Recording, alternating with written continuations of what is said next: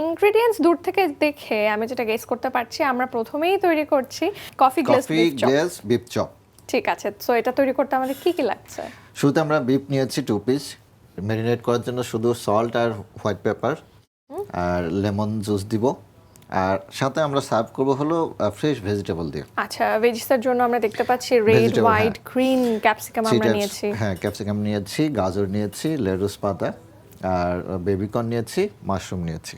So আমরা cooking procedure start করতে পারি। ওকে, নাও স্টার্ট।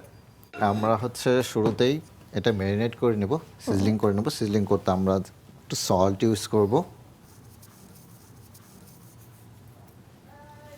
একটু পেপার, সাদা গোলমরিচের গুঁড়ো, পেপার, একটু লেমন জুস লাগবে আমাদের, একদম ভেরি সিম্পল, শুধু সল্ট পেপার আর লেমন জুস, এটা দিয়ে আমরা ম্যারিনেট করব। লেবুটা কেন দিচ্ছি ভাই? লেবুটা এটা একটু সফট করে দিবে।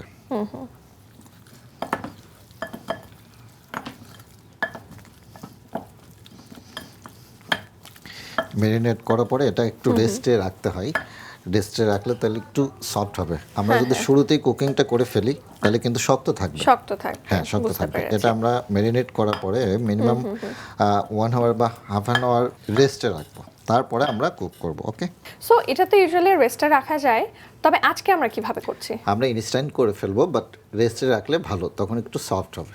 জি, শুরুতে আমরা একটু প্যানে বাটার নিয়ে দিব, এবং বাটার দিলে বাটারটা একটু মেল্ট হলে তারপরে আমরা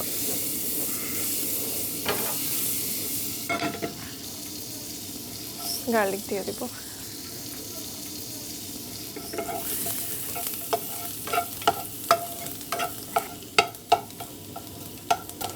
গার্লিকটাও ব্রাউন হয়ে আসলো।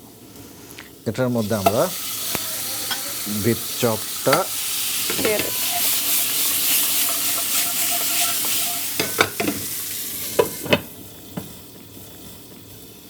এবার আমরা কি করব? এখন আমরা ভেজিটেবলগুলো কেটে নিব।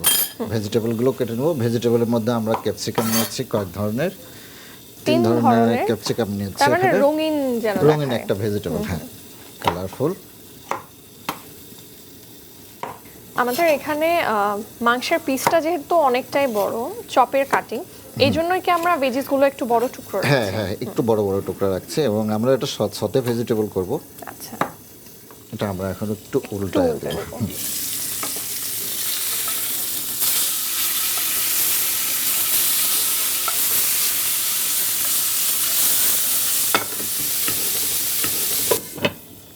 আমরা তো এখানে জাস্ট বেল পেপার গুলো দিচ্ছি ভাইয়া, মানে আর কি কি ভেজিস ইউজুয়ালি দেয়া যেতে পারে? এটার মধ্যে আমরা বেল পেপার, গাজর এন্ড বেবিকর্ন আছে, মাশরুম আছে, কয়েক ধরনের ভেজিটেবল ইউজ করব।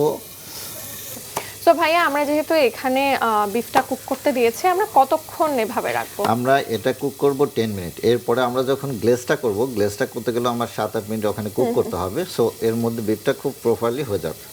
কফি গ্লেজড বিফ চপ আমরা এটা কুক করতেই দিয়েছিলাম। হ্যাঁ, দেখবো কত দূর হয়েছে। ওয়াও, গোল্ডেন ব্রাউন রং চলে এসেছে। আই থিংক প্রাইমারি কুকিং ডান, কি বলেন ভাইয়া? জি জি জি, এটা কুক অলমোস্ট ডান। ঠিক আছে, এটা আমরা জাস্ট রেখে আমরা গ্লেজটা মেক করব, গ্লেজটা তৈরি করব।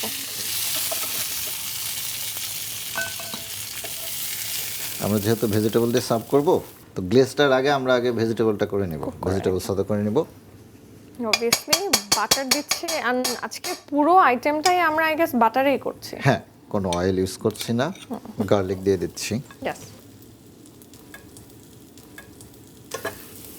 সতেটা হচ্ছে হাই। হ্যাঁ, একটু হাই ফ্লেমে করব, এখন একটু ইয়ে করে দেব।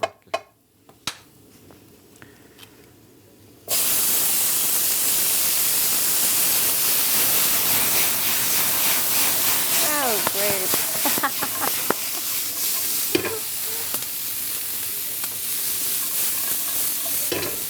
ইউজুয়ালি ক্যাপসিকামগুলো তো কিন্তু কাঁচাই খাওয়া যায়, বাট আমরা একটু সতে করে নিচ্ছি, হালকা হালকা একটু সেদ্ধ, সেটা অন্যরকম টেস্ট।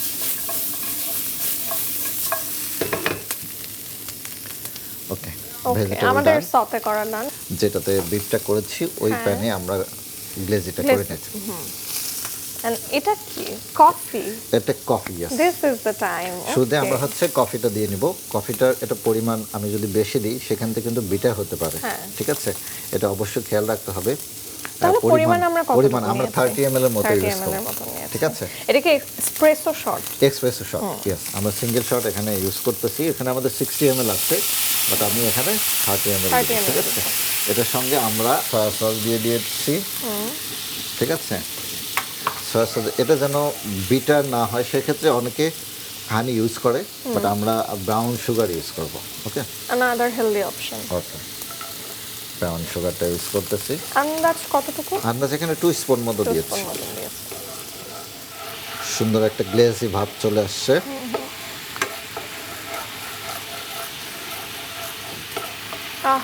এখন আমরা বিটটা দিব। দারুণ স্মেল। একটা কফি কফি তারপর soya sauce. Soya sauce, coffee কিন্তু অ্যারোমাটা ছেড়েছে। হ্যাঁ, আমরা এবার এখন এটা মধ্যে বিটটা এখানে দিয়ে দেব। পুরোটাই মাখিয়ে নিব গ্লেজটা দিয়ে। এবার আমরা গ্লেজটা দিয়ে এখন কুক করব 10 মিনিট মতো। আমরা একদম লো হিটে কুক করব। তো ভাইয়া এখন যেহেতু আপনার একটা ট্রেনিং সেন্টার রয়েছে, পাশাপাশি আপনার নিজের একটা কফি প্লেস রয়েছে, সব মিলিয়ে কেমন যাচ্ছে সময়? এনজয় কেমন করছেন? আলহামদুলিল্লাহ, আমার পেশাটাকে খুবই এনজয় করতেছি এবং দেশের ছেলে মেয়েদেরকে তাদেরকে স্কিল তৈরি করার পিছনে সহযোগিতা করতে পারতেছি, বা আমার হাতে হাজার হাজার ছেলে মেয়ে তৈরি হচ্ছে। তারা দেশে বাইরে গিয়ে কাজ করতেছে, নিজের কাছে অনেক সময় এটা ভালো লাগা কাজ করে, শান্তি, মনের শান্তি, ঠিক আছে?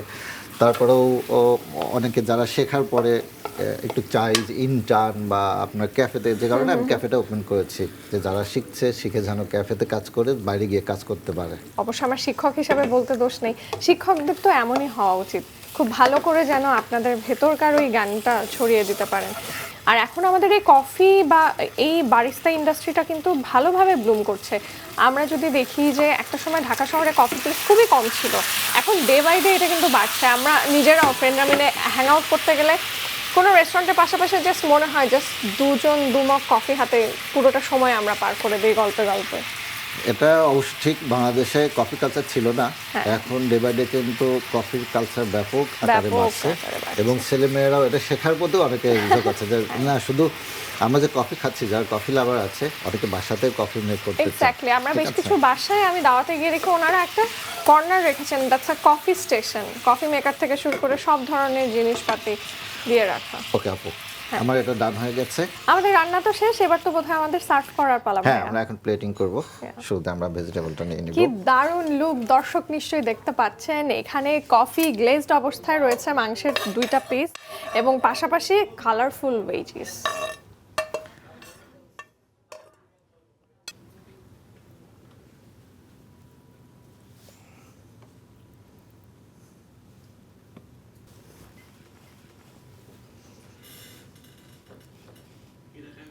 আপু, রেডি হয়ে গিয়েছে আমার coffee glaze beef chop. Thank you so much. উফ, কথায় বলে প্রথমে দর্শনধারী পরে গুণবিচারী। আমি তো কুকিং দেখতে দেখতে আমি তো বুঝে গেলাম কতটা গুণাগুণ রয়েছে এবং স্বাদ কতটা অক্ষুণ্ণ রয়েছে। দর্শক, সটেড ভেজিসের সাথে প্রপার মানে এত বড় পোর্শনের মিট, এটা কিন্তু আমাদের শরীরের একই সাথে ফাইবার, ভিটামিন, মিনারেলস এবং প্রোটিনের অনেকটা চাহিদাই পূরণ করবে। খুবই স্বাস্থ্যসম্মত একটা রেসিপি আমরা দেখে নিলাম, কফি গ্লেজড বিফ চপ।